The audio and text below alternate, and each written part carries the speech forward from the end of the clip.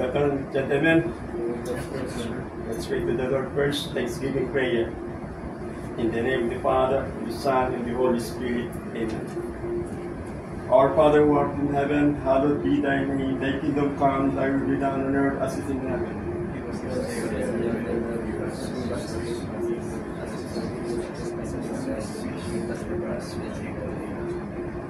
Hail Mary, full of grace, the Lord is with thee.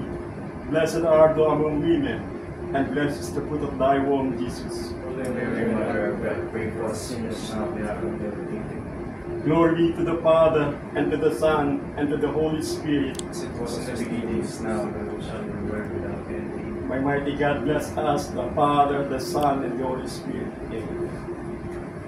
Okay, gentlemen, duties and responsibilities on board the ship. Master.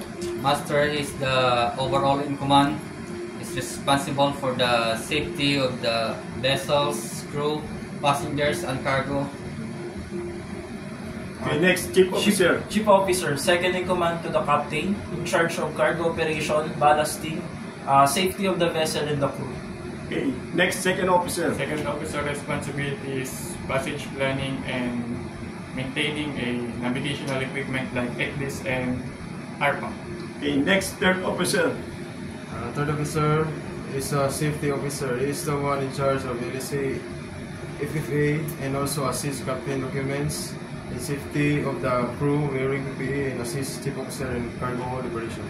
Okay, next, Boson. Boson is a senior deck crew in charge in maintenance, garbage, and cleanliness under provision of the captain and chief officer.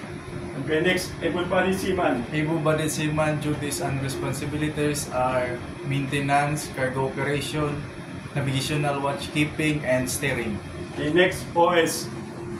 Ordinary seaman responsibilities, deck maintenance, assist in cargo handling, handling of mooring ropes, clean the deck and accommodation.